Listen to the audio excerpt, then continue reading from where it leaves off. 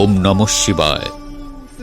শ্রীপঞ্চমীর পূর্ণতিথিতে বাণী অর্চনায় আমাদের এবছরের সরস্বতী পূজার নিবেদন বিষ্ণুর দশাবতার। যখন অধর্ম বাড়ে, যখন ন্যায় হারিয়ে যায়, তখনই আবির্ভাব ঘটে যুগে যুগে রূপে রূপে নারায়ণের।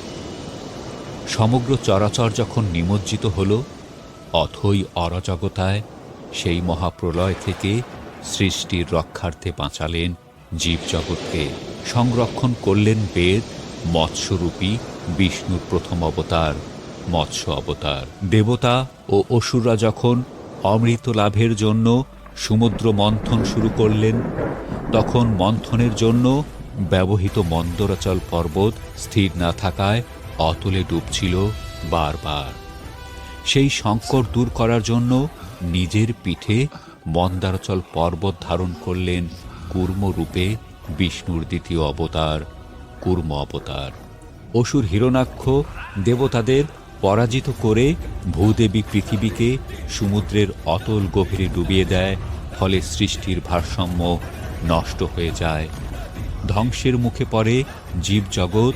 এই সংকট দূর করার জন্য অন্ধকারের অতল থেকে নিজের দন্তে পৃথিবীকে তুলে এনে পুনরায় স্থাপন করলেন বরাহরূপী বিষ্ণুর তৃতীয় অবতার বরাহ অবতার। অসুররাজ হিরণ্যকশিপু কঠোর তপস্যার মাধ্যমে এমন বর লাভ করলেন যে তাঁকে মানুষে, পশুতে, দিনে রাতে, ঘরের ভিতরে বাহিরে, এমনকি কোনো অস্ত্র দিয়েও কেউ মারতে পারবে না। বরপ্রাপ্ত অহংকারী অসুর নিজেকে ঈশ্বর বলে দাবি করেন এবং অত্যাচারের সকল সীমা লঙ্ঘন করেন। কিন্তু অসুর পুত্র প্রহ্লাদ ছিলেন পরম বিষ্ণু ভক্ত। অহংকারের বিনাশ ও ভক্তের রক্ষার্থে আবির্ভূত হলেন নরসিংহরূপে বিষ্ণুর চতুর্থ অবতার নৃসিংহ অবতার। অসুর মহাবলী তার দানশীলতা ও শক্তির দ্বারা ভূলোক, ভুবলোক ও স্বর্গলোক নিজের অধীনে এনে স্বর্গচ্যুত করলেন দেবতাদের। ফলে ধর্মের ভারসাম্য নষ্ট হয়। এই অরাজকতা অহংকারের পতন ঘটাতে অবতীর্ণ হন বামনরূপী বিষ্ণুর পঞ্চম অবতার বামন অবতার। বহু ক্ষত্রিয় রাজা ক্ষমতার অহংকারে অন্যায়, অবিচার, নিপীড়ন, হত্যাকার্য শুরু করলে সমাজে ধর্মের চরম অবক্ষয় ঘটে। অত্যাচারী ক্ষত্রিয়দের দমনে এবং ন্যায় ও ধর্মের প্রতিষ্ঠায় যোদ্ধারূপে আবির্ভূত হন বিষ্ণুর ষষ্ঠ অবতার পরশুরাম অবতার। তীব্র তপস্যার বর প্রভাবে রাবণ যখন মানব জাতির উপর ভয়াবহ অত্যাচার শুরু করেন, এমনকি রাবণের প্রকোপ থেকে দেবতা ঋষিগণও ছিল ভীতস্থ।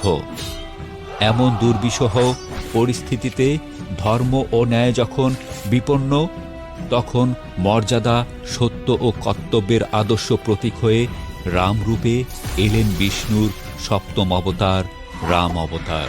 মথুরা ও বৃন্দাবন অঞ্চলে কংস এবং অন্যান্য অসুরদের অত্যাচার চরমে পৌঁছায়। সেই অধর্ম দমন ও ধর্ম প্রতিষ্ঠা এবং শ্রীকৃষ্ণের লীলার সহায়তা করার জন্য বলরাম রূপে আবির্ভূত হন বিষ্ণুর অষ্টম অবতার বলরাম অবতার।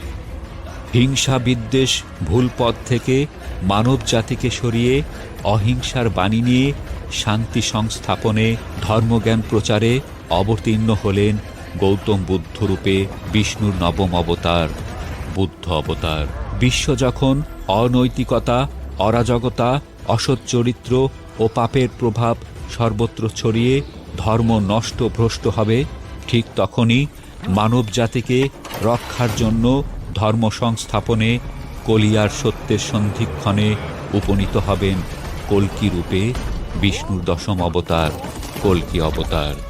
যুগ বদলায়, বদলায় অবতার, কিন্তু বার্তা একটাই, ফিরে আসে বারবার ধর্ম রক্ষা, ধর্মের ন্যায় প্রতিষ্ঠা। সত্য এটাই, ধর্ম আছে, ধর্ম থাকবে, ধর্ম ধর্ম মানব কল্যাণে, ঈশ্বর প্রদত্ত বিশ্ব চরাচরে। জয় হোক সনাতনের, জয় হোক বিষ্ণুর দশাবতারের।